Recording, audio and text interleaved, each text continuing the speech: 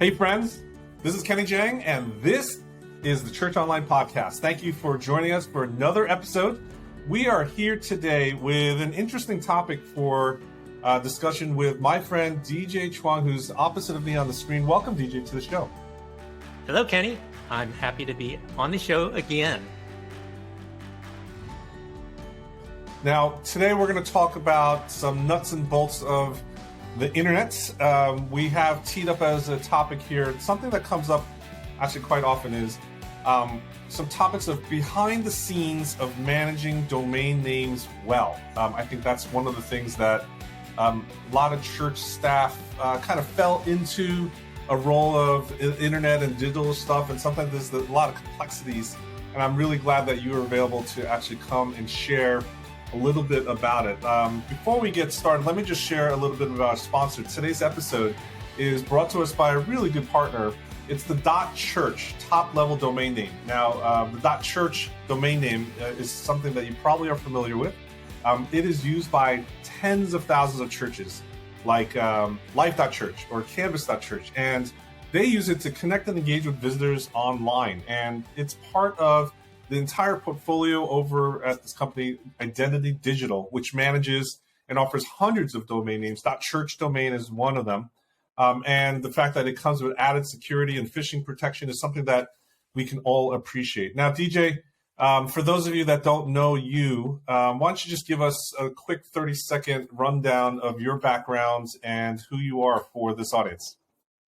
Sure. I've worked with churches and ministries for over 20 years now, usually helping in the space of church and technology and social media, some blogging, some podcasting, and always a champion for how churches can be on the leading edge of using technology to further their mission. I love that. Was that 30 seconds? As we dive into this topic, that was 30 seconds. As we dive into this topic, I would just like to say one of the things, DJs, you've had some extensive experience working with domain names on both the consumer side, but also like the inner workings, the inner plumbing of it. And so I love the fact that we can call on you as an expert today for some of these questions. Now, the first question I have, if we could just dive right into it, is that many churches have multiple domain names, right? It's like you got websites, and then you got social media accounts and emails and databases and all this stuff. It's like we accumulate this stuff. It can be quite a jungle, right? Yes. Even I think I have almost 100 domain names personally. Now, can we talk about how to manage all those things? How do we manage them better beyond just keeping up with registrations and renewals, where you get some email reminders once in a while? Do you have any tips right out of the bat? Can you give us some simplifying wisdom and advice? Yeah, so the starting point is just tracking down and keeping a track of the domain names that belong to your church. And that could be hours of work right there, because often churches have volunteers that start their website or staff that leave and don't leave behind the crucial information, the domain name information, the email address, the login with the registrar for each of those domain names that belong to the church. And then if your church is larger, let's say over 1,000, then you've got different ministries and different departments and different programs that may have also registered their own domain names, but didn't check in with the office, whatever office structure you have. And so there's easily a church of, let's say, mega church of 2,000. It would not be surprising there'd be 20 or 50 or even 100 domain names for all the various ministries that have been registered over time. And so just keeping track and tracking them is the first step. And by tracking, getting a list of the domains, keeping track of the email address that's connected to that domain name, the login, the registrar. Registrar would be GoDaddy, Google Domain, Namecheap. Those are some of the most popular ones. You have to keep track of all those. And then the expiration date, because this is one thing people don't say precisely correct, which is that we don't own domain names. We actually rent them. domain names are actually rented on an annual basis up to 10 years, and you have to pay an annual fee to the Internet Corporation and the registrar, and that's what keeps a domain name running. So that would be step number one, getting those tracked and having those login information in a safe and secure location. Now, that sounds so simple and easy, right? But I will tell you, literally last month, I was contacted by a church that I used to go to back in 2007 and 2008. And I used to volunteer for the ministry there. They were asking for the login information of both their church website as well as where their domains are registered. And I passed that information along, but I don't have it anymore. And here in 2022, over a decade later, they're still trying to track down some of that information. My heart, is like sank for them, because I just know what a nightmare that could be if you don't have access to that. But yes, it's great to have that in a centralized location and share it with multiple people, right? Like, you just never know, the staffing, the volunteers move on. Let's talk about this domain name stuff. Now, can you say a little bit more about like the different functions of a domain name in particular? And, you know, there's a technical thing and a registrant thing and an owner, like, it gets complicated, this jargon. I wonder if you could just, you know, detangle it for us just a little bit for those of us that are, you know, walking into it for the first time. I want to talk about the critical things that churches and staff and volunteers need to understand in managing these domain names and the functions that they can provide. Because it's taken me 9 years to learn about all the inner workings of domain. And I'm not going to download all 9 years. I've gotten a better sense of what's critical and what's just geek talk. And so the first one, we talked about tracking the domain names and keeping them registered. And then, well, on an annual basis, you want to evaluate, do you want to keep them or let them expire? So that would be one evaluation point for the list of domains. And then in terms of functions, domain names have what's called a who is record. And those are the authoritative contacts that have an email address, an address, and a phone number that are associated with each domain name. So there's the registrar, who is actually the person that registers the domain name, and that's the person that gets the super admin access to manage the domain name. So most registrars will recognize that email account or that phone number to verify, hey, you're the real registrar or registrant. Sorry, they use all these terms that are registry, registrar, registrant. So it can get a bit confusing because they all start with the same root, but they serve different functions. So to make sure the owner of the domain, temporary owner, is the authoritative person, registrant information must be up to date. And then there's some associated contact information, technical contact, admin contact, and then billing contact. For today's purpose, get all of them to be the same would be the easier way to manage them. But for a large organization, you may want to have those as separate functions, especially if you have a separate person that's handling billing or a separate person that's handling registration, separate person handling tech. Then you might assign those to different people. But then again, keep that on your tracking sheet, because that's critical information for you to keep your internet presence up to date, because that's as important as your physical building. Yeah, practically speaking, how often have you been contacted for a legitimate reason on one of those, the registrant, technical, or billing contact information? Like when does that typically get triggered?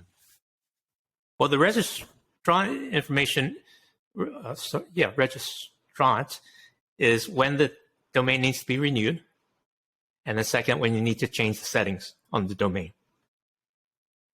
Technical is when you need to change the settings on the domain. But depending on the registrar, here's the other crazy thing about domains. Every registrar has their own lingo and their own authorization process. And so some will contact the technical person, some will contact the registrant. But registrant is typically the most authoritative person that the technical people will verify that you should have access. So in the case of losing your password, well, the registrant has the best chance of getting the password reset. And so that's a quick snapshot of what those contacts. Yeah. Now, there needs to be an owner, like you said, like someone needs to chase all this down, use the central hub, but also syndicate the information elsewhere. What would you recommend, for example, for a church that might not have an IT staff, right?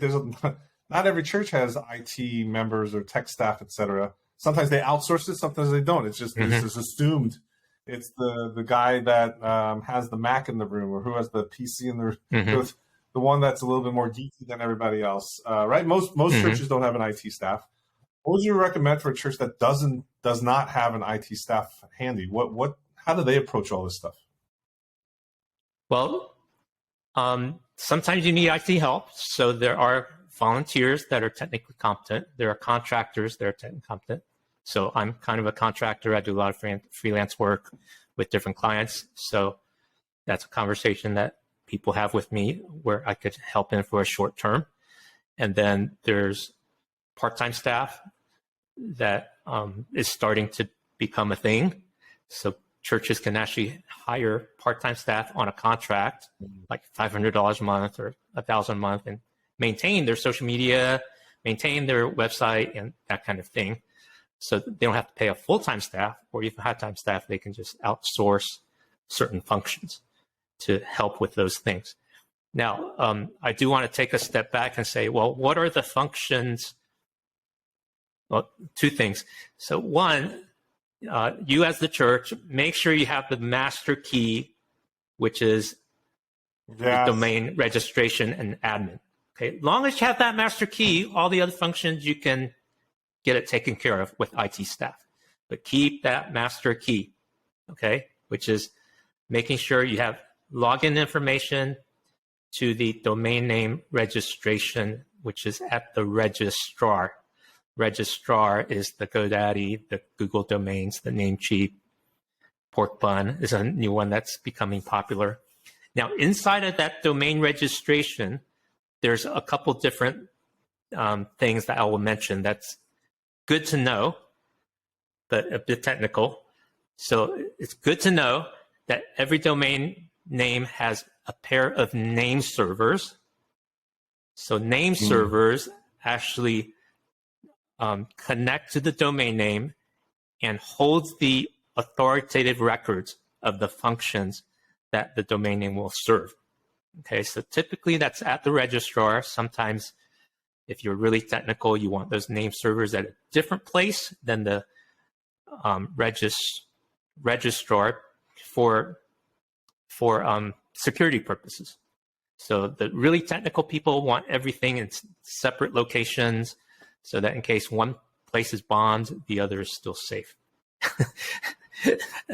And then on those name servers are what's called DNS records, domain name service records, DNS records. So in those DNS records, that's where you set the web hosting information, that's where you set the email hosting information, and that's where you set the subdomain information and email verification information and website information verification information. And those are called records, DNS records. And so when you're setting up a web host, or when someone's helping you set up a web host, they're putting in information into those DNS records, A records, CNAME records, TXT records. So I'm just giving you some lingo so that next time you hear it, it won't be, what in the world is that? You've heard it here, and I've explained it briefly, that's what controls, out, right? Yes, that's what points to your website hosting, your email hosting, your subdomains, which can go to, let's say, your shortcut URLs.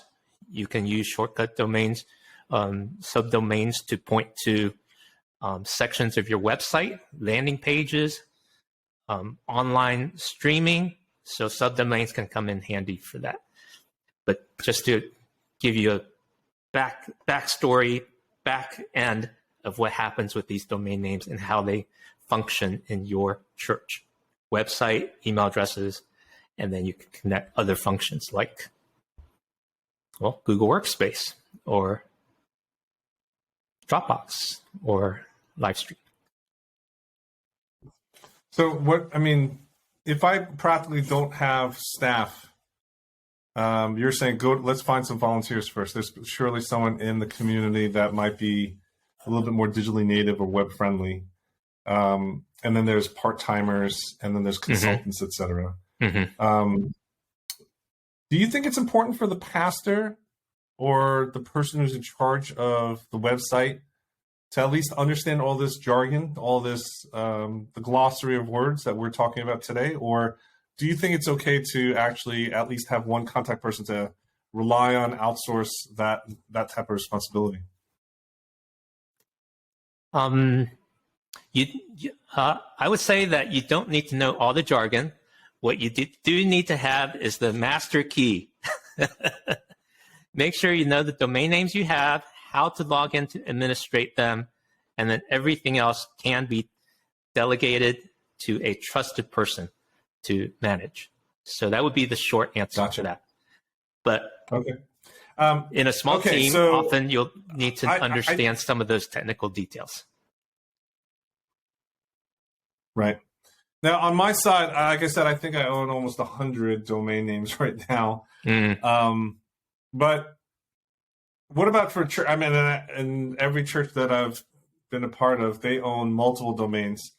Like you said, different ministry fronts, different events and programs. Everyone knows to brand things separately, et cetera. Now that we get a handle on some of the core basics of like what to do for housekeeping for domains, what are your thoughts on like how many domain names should a church really need to register in today's world?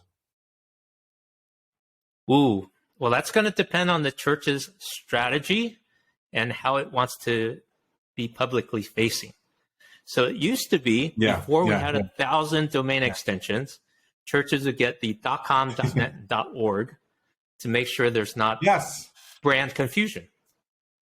But now there's 1,000 extensions, and so big brands like Amazon and Apple have to, for the sake of trademark and brand protection, they have to register 1,000 domains and keep them renewed every year. And there's companies like Mark Monitor is one of them. They're a corporate domain management company, and they will register 1,000 domain names with those brand extensions to make sure that no one else misuses them. Wow. So it's quite a legal and expensive effort.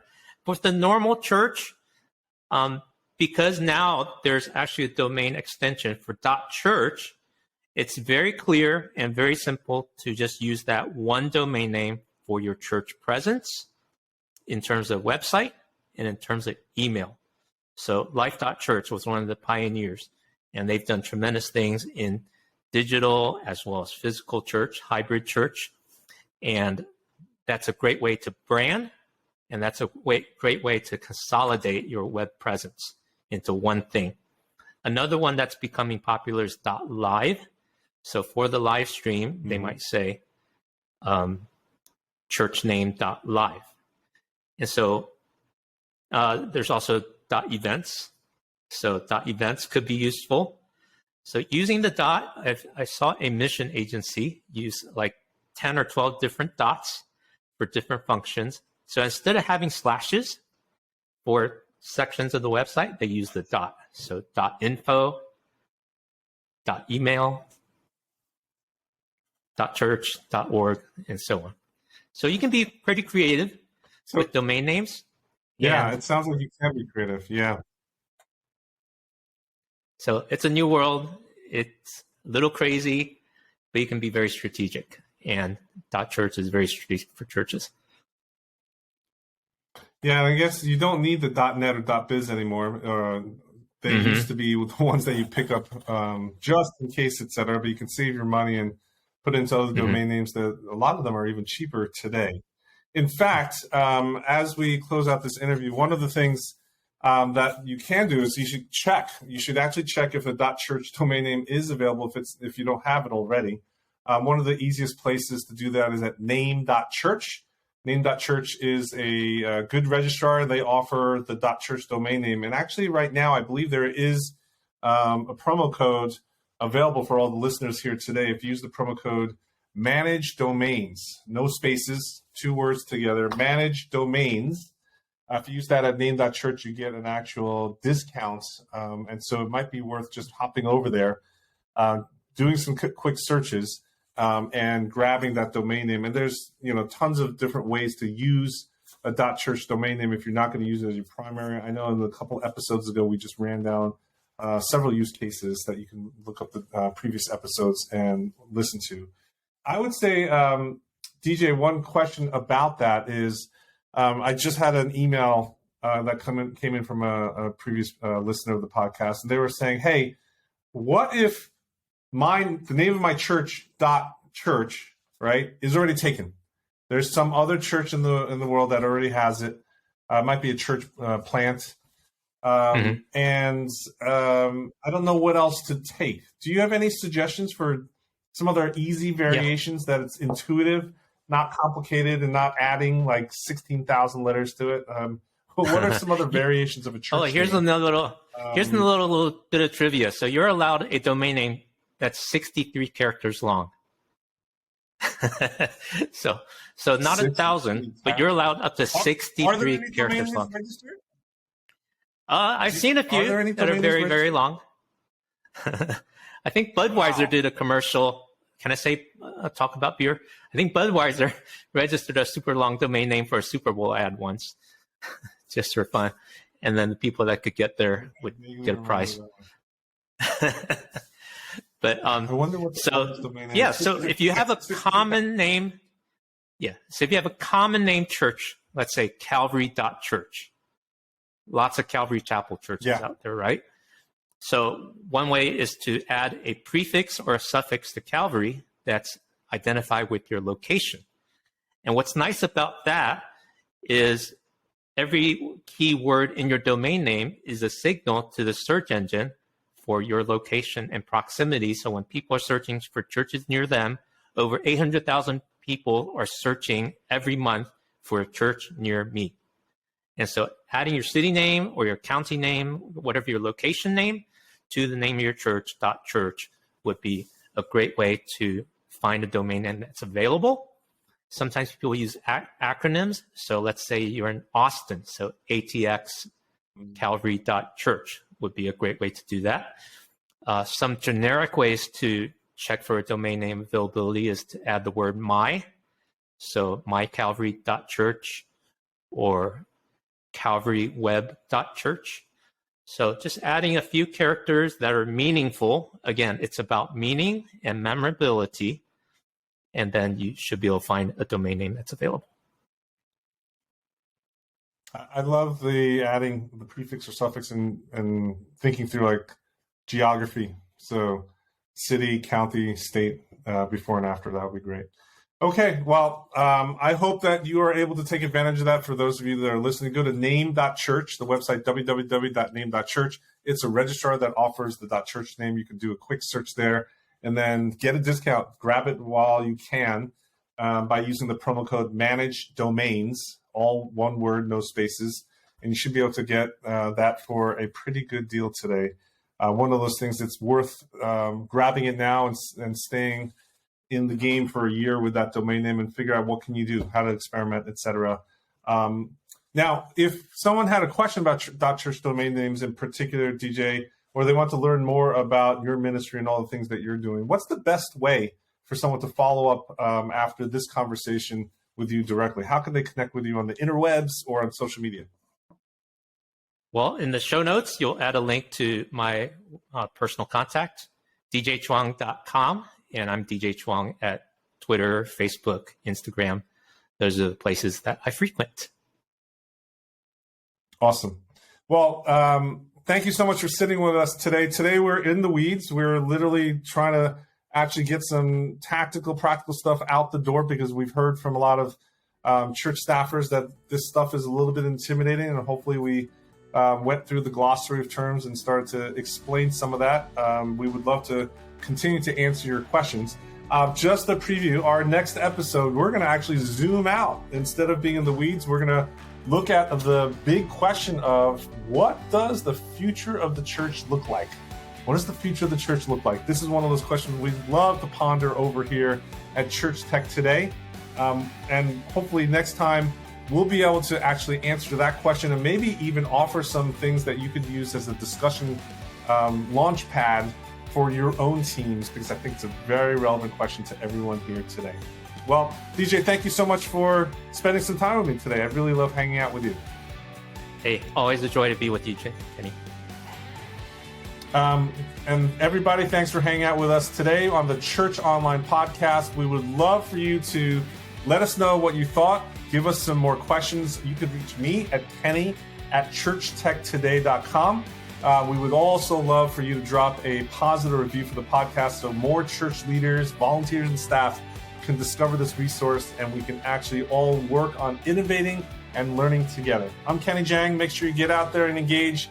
Be social. Stay social.